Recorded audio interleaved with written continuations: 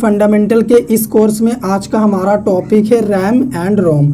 अगर आप एक स्टूडेंट हैं तो आपको कम से कम कंप्यूटर में इतना ज़रूर पता होना चाहिए कि रैम क्या होता है, साथ ही साथ रोम के बारे में भी आपको पता होना चाहिए।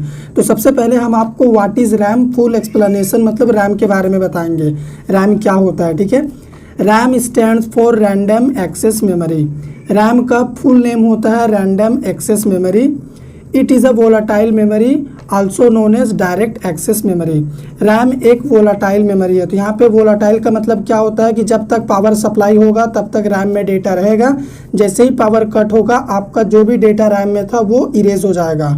और डायरेक्ट एक्सेस मेमोरी इसको हम कहते हैं। वोलाटाइल के अलावा भी इसे इसलिए कहा जाता है क्योंकि सीपीयू इसके डेटा को डायरेक्टली एक्सेस करता है, ठीक। The task currently performed by the CPU are stored in RAM.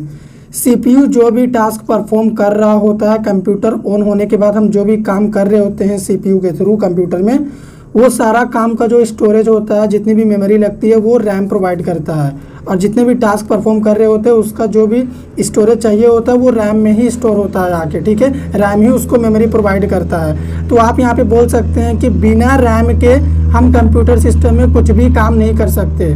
तो आपको याद क्या रखना है रैम के बारे में। RAM is a part of CPU. सबसे पहली बात तो ये जो रैम है ये एक मेमोरी है और ये सीपीयू का ही पार्ट है। Second point, RAM data directly accessed bye the CPU. RAM का जो डेटा है वो सीपीयू डायरेक्टली एक्सेस करता है, इसीलिए इसे डायरेक्ट एक्सेस मेमोरी भी बोलते हैं, मैंने आपको बता दिया। थर्ड पॉइंट क्या है, it is a very fast memory. RAM एक बहुत ही ज़्यादा फास्ट मेमोरी होता है, ठीक है, क्योंकि ये सीपीयू के बहुत ही क्लोज होता है और ये प्राइमरी मेमोरी का पार्ट है रैम। अब बताता हूँ आपको टाइप्स ऑफ रैम के बारे में, ठीक है। उससे पहले आपको मैं रियल लाइफ एग्जांपल थोड़ा सा बता दूँ। अगर मैं आपको कहूँ कि आप अपने फ्रेंड्स को लेके क्रिकेट खेलो, ठीक है, तो अगर आपको क्रिकेट खेलना होगा तो आपको कम से कम एक ग्राउंड चाहिए होगा, स्पेस, तभी आप क्रिकेट खेल सकते हो। और जब आप खेल रहे होंगे तो आपको ये ग्राउंड चाहिए होगा, तभी आप यहाँ पे क्रिकेट खेल सकते हैं। तो ठीक उसी तरह अगर हम कंप्यूटर सिस्टम में कुछ भी काम करते हैं, कोई भी एप्लीकेशन प्रोग्राम ओपन करके काम कर रहे होते हैं, तो उस एप्लीकेशन को चलाने के लिए, उसमें काम करने के लिए कुछ स्टोरेज लगता है, मेमोरी लगती है। तो वो स्टोरेज कौन प्रोवाइड करता है कंप्यूटर सिस्टम को? ये रैम प्रोवाइड करता है। और जो भी एप्लीकेशन हम कंप्यूटर सिस्टम में रन कर रहे होते हैं, अगर आप गेम खेल रहे हैं या फिर इंटरनेट ब्राउजिंग कर रहे, कुछ भी पीपीटी बना रहे, तो ये जो भी काम हम कर रहे होते हैं वो हमारा रैम में ही जाके स्टोर रहता है, ठीक है। रैम ही उसको मेमोरी प्रोवाइड करता है, स्टोरेज देता है। तो रियल लाइफ में आपको क्रिकेट खेलने के लिए जिस तरह से मैदान चाहिए, स्टोरेज के लिए एक खुला मैदान चाहिए, तभी आप खेल सकते हैं, ठीक उसी तरह कंप्यूटर में आपको जब आप काम कर रहे होते हैं तो उस एप्लीकेशन को चलाने के लिए स्टोरेज चाहिए होता है और वो रैम प्रोवाइड करता है। तो रैम दो तरह का होता है, एक होता है एस रैम जिसको स्टैटिक रैम बोलते हैं, एक होता है डी रैम जिसको डायनेमिक रैम बोलते हैं। तो ये एस रैम क्या होता है, चलिए इसके बारे में मैं डिस्कस करता हूँ। S RAM stands for static random access memory. S RAM का पूरा नाम होता है static random access memory. Data remains in static RAM as long as there is power supply. जब तक आपके सिस्टम में पावर सप्लाई रहेगा तभी तक इस स्टैटिक रैम में आपका डेटा रहेगा, ठीक है। कहने का मतलब जब तक बिजली रहेगी एस रैम में, जब तक बिजली जाती रहेगी तब तक इसमें आपका जो भी डेटा है वो रहेगा, ठीक। आपको याद क्या रखना है एस रैम के बारे में? It doesn't need to be refreshed again and again. Static RAM को हमें बार बार रिफ्रेश करने की ज़रूरत नहीं पड़ती है, ठीक है, इसमें डेटा सेव रहता है। It is also used as cache memory. हमारा जो सीपीयू है ना वो उसको एज अ कैश मेमोरी भी यूज़ करता है, किसको? स्टैटिक रैम को। तो ये हो गया हमारा स्टैटिक रैम। अब चलिए हम आपको क्या बताते हैं, अब हम आपको बताते हैं डायनेमिक रैम के बारे में। अगर बात करें डी रैम का तो इसका पूरा नाम होता है D RAM stands for dynamic random access memory, ठीक है। Data can be stored in the D RAM only when it is refreshed frequently. हमारे डी रैम में डेटा तभी स्टोर होगा जब हमें इसे बार बार अगर हम इसे रिफ्रेश करते रहेंगे डी रैम को, तभी इसमें डेटा स्टोर होगा, नहीं तो इसमें डेटा स्टोर नहीं होगा। अगर हम स्टैटिक रैम की बात करें तो उसे रिफ्रेश करने की ज़रूरत नहीं पड़ती है, लेकिन डायनेमिक रैम को अगर आप रिफ्रेश करते रहेंगे तभी आपका डेटा इसमें स्टोर होगा, नहीं तो स्टोर नहीं होगा। तो अभी आपको मैं ये बताता हूँ फिगर के थ्रू कि हमारा कंप्यूटर सिस्टम, ये मान लो अपना कंप्यूटर है, ये कब डी रैम या फिर एस रैम मेमोरी को यूज़ करता है। तो ये क्या है, ये है अपना सीपीयू, ठीक। मैंने यहाँ पे बना दिया CPU। तो यहाँ पे मान लो 2 मेमोरी है, ये हो गया हमारा SRAM स्टैटिक रैम S, ठीक है। और यहाँ पे एक और मेमोरी है, इसको बोलते हैं DRAM यानी डायनेमिक रैम। तो हमारा computer system static RAM memory को तब यूज़ करता है जैसे मान लीजिए आप PPT ओपन करके प्रेजेंट कर रहे, रीड कर रहे, ठीक है, इस तरह का काम अगर आप कर रहे हैं तो यहाँ पे स्टैटिक रैम यूज़ होता है हमारे कंप्यूटर के द्वारा। लेकिन अगर आप अपने कंप्यूटर सिस्टम में क्रिकेट मैच का लाइव स्कोर देख रहे हैं तो आपको यहाँ पे हमारा computer system dynamic RAM memory को यूज़ करेगा, क्योंकि क्रिकेट का जो स्कोर है वो एक एक सेकंड में बदलते रहता है। तो अगर डायनेमिक रैम हमारे डेटा को रिफ्रेश बार बार नहीं करेगा या फिर हम इसे रिफ्रेश नहीं करेंगे तो हमें स्टार्टिंग में जो क्रिकेट का स्कोर यहाँ पे देखने को मिला वही स्कोर शो होता रहेगा, नया स्कोर हमारे सामने आएगा ही नहीं। तो अगर हम क्रिकेट का स्कोर देख रहे हैं तो जाहिर सी बात है हम एक एक सेकंड में या फिर एक एक मिनट में उसको रिफ्रेश करके देखेंगे, तब हमें पता चलेगा कितना रन बना इंडिया का, ठीक है। तो यहाँ पे डायनेमिक रैम यूज़ होता है इस तरह के केस में जहाँ पे लाइव काम होते रहता है, लाइव अपडेट आते रहता है, ठीक है। और मान लीजिए जहाँ पे लाइव अपडेट नहीं आते रहता है, बस आपको कंप्यूटर सिस्टम को यूज़ करना है, तो वहाँ पे स्टैटिक रैम हमारा कंप्यूटर यूज़ करता है। तो ये हो गया हमारा रैम कंप्यूटर मेमोरी। अब चलिए एक और होता है जिसको हम बोलते हैं रोम। तो रोम क्या होता है उसके बारे में अभी हम डिस्कस करते हैं। व्हाट इज़ रोम। अब हम रोम के बारे में फुल एक्सप्लेनेशन आपको देंगे कि ये क्या होता है। ROM stands for read only memory. ROM का पूरा नाम होता है, फुल नेम होता है रीड ओनली मेमोरी। नाम से ही पता चलता होगा सिर्फ रीड कर सकते हैं।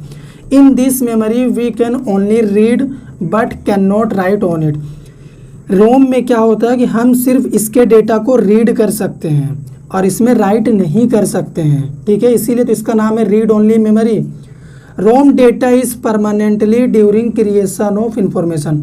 रोम का डेटा जो है वो परमानेंटली होता है, परमानेंटली इसमें स्टोर रहता है। जब इंफॉर्मेशन क्रिएट किया जाता है उसी टाइम पे रोम में डेटा परमानेंटली स्टोर कर दिया जाता है। That's why it is called as non volatile memory. Non volatile memory मतलब पावर कट हो जाने के बाद में भी इसमें जो डेटा फिट कर दिया गया है, जो परमानेंटली स्टोर हो गया है, वो हमेशा ही रहेगा। ये नहीं कि पावर कट हो गया तो डेटा चला जाए। तो इसका भी रियल लाइफ एग्जांपल हम आपको समझाते हैं। मान के चलिए ये क्या है, हमारा कंप्यूटर सिस्टम है और ये है अपना कंप्यूटर का जान, यही एक्चुअल में कंप्यूटर है, ठीक है, CPU। तो यहाँ पे हमारा ये कंप्यूटर सिस्टम कनेक्टेड है, ठीक है, CPU से कनेक्टेड है अपना ये मॉनिटर, इसको बोलते हैं मॉनिटर। अब मान लो यहाँ पे एक और फंक्शन है अपने पास जिसको क्या बोलते हैं, जिसको बोलते हैं कीबोर्ड। रियल लाइफ एग्जांपल समझा रहा हूँ, ठीक है। ये भी क्या है, कनेक्टेड है यहाँ पे मॉनिटर के साथ और इधर CPU में कनेक्टेड है। उसके बाद अपने पास एक और होता है, ठीक है, इस टाइप का, जिसको बोलते हैं हम माउस, ठीक है। माउस का एक वायर इधर रहता है और एक वायर इधर CPU से कनेक्टेड रहता है। तो रोम ही वो मेमोरी है जो कंप्यूटर को बताता है कि भाई आप क्या क्या कर सकते हो, आप क्या क्या फंक्शन परफॉर्म कर सकते हो। और आप में आपसे बहुत सारे हार्डवेयर कंपोनेंट जुड़े हुए हैं जैसे कीबोर्ड, माउस, मॉनिटर। कंप्यूटर तो एक्चुअल में ये है। तो रोम में ही ये सारी इन्फॉर्मेशन स्टोर करके रख दी जाती है जब रोम मेमोरी को बनाया जाता है। जब कंप्यूटर सिस्टम को बनाया जाता है तो रोम मेमोरी उसमें लगाते हैं। तो रोम में ये सारी इन्फॉर्मेशन फिट करके रखी हुई है कि एक कंप्यूटर सिस्टम के साथ माउस, मॉनिटर, कीबोर्ड, ये सभी हार्डवेयर कंपोनेंट अटैच्ड हैं। और कंप्यूटर सिस्टम हमारा क्या क्या काम कर सकता है, वो कंप्यूटर है, वो हमारे कंप्यूटर सिस्टम को रोम से ही पता चलता है, रोम ही उसको बताता है। तो बिना रोम के कंप्यूटर कुछ भी नहीं कर सकता, ठीक है। हम इंसान हैं, हम क्या क्या कर सकते हैं ये हमारा माइंड हमें बताता है, ठीक है। हमारे ब्रेन में ये सारी चीज़ें स्टोर है परमानेंटली। ऐसा नहीं कि हम कल सुबह उठेंगे तो हम भूल जाएंगे, ऐसा नहीं। तो ठीक इसी तरह कंप्यूटर को भी, जब हम कंप्यूटर को स्टार्ट करते हैं तो कंप्यूटर को कौन बताता है कि तुम स्टार्ट होने वाले हो, स्टार्ट हो रहे हो, ठीक है। कंप्यूटर में पासवर्ड लगा हुआ है तो वो पासवर्ड एंटर करने से ही कंप्यूटर हमारा खुल जाएगा। ये सारी इन्फॉर्मेशन रोम मेमोरी में जाके परमानेंटली स्टोर्ड है, ठीक है। सही पासवर्ड डालेंगे तभी कंप्यूटर हमारा खुलेगा, नहीं तो नहीं खुलेगा। और कंप्यूटर क्या क्या काम कर सकता है वो रैम में पहले से ही डेवलपर लोगों ने फिट करके ये इन्फॉर्मेशन क्रिएशन के टाइम ही रख दिया है। तो बस यही होता है हमारा रीड ओनली मेमोरी। अब हम आपको इसके टाइप के बारे में बताते हैं। पहला टाइप होता है PROM। इसका पूरा नाम होता है प्रोग्रामेबल रीड ओनली मेमोरी। यह ऐसा मेमोरी होता है जिसमें केवल एक बार ही डेटा राइट किया जा सकता है, ठीक है, राइट किया जाता है और वो परमानेंट स्टोर रहता है PROM में, ठीक है। अब इसकी बात करते हैं EEPROM क्या होता है। इसका पूरा नाम होता है erasable programmable read only memory. इसमें क्या होता है कि जो भी डेटा हमारे रोम में स्टोर्ड है परमानेंटली, मैंने आपको बताया रोम का डेटा परमानेंट स्टोर रहता है, तो अगर हम इसके डेटा को इरेज करना चाहें तो इसके डेटा को इरेज भी किया जा सकता है। अल्ट्रा वायलेट लाइट के थ्रू अगर हम डेटा को रोम के डेटा को इरेज करते हैं तो वहाँ पे EEPROM यूज़ होता है, ठीक है।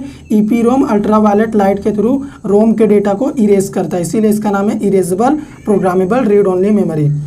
अब थर्ड होता है हमारा electrically erasable programmable read only memory, जिसको EEPROM बोलते हैं। अगर आप इलेक्ट्रिकली, ठीक है, इलेक्ट्रिक चार्ज के थ्रू डेटा को इरेज कर रहे हैं तब वहाँ पे हमारा ये वाला मेमोरी यूज़ होता है। रोम के डेटा को इलेक्ट्रिक चार्ज के थ्रू इरेज किया जा रहा है अगर, तो वहाँ पे EEPROM मेमोरी का यूज़ किया जाता है, ठीक है। रोम मेमोरी का अगर आप लाइव प्रैक्टिकल अपने कंप्यूटर सिस्टम में देखना चाहते हैं तो आप अपने कंप्यूटर सिस्टम में ओपन करिएगा BIOS setup, basic input output system. यहाँ पे कंप्यूटर के बारे में सारी इन्फॉर्मेशन रखी हुई है, आप पढ़ सकते हैं, ठीक है।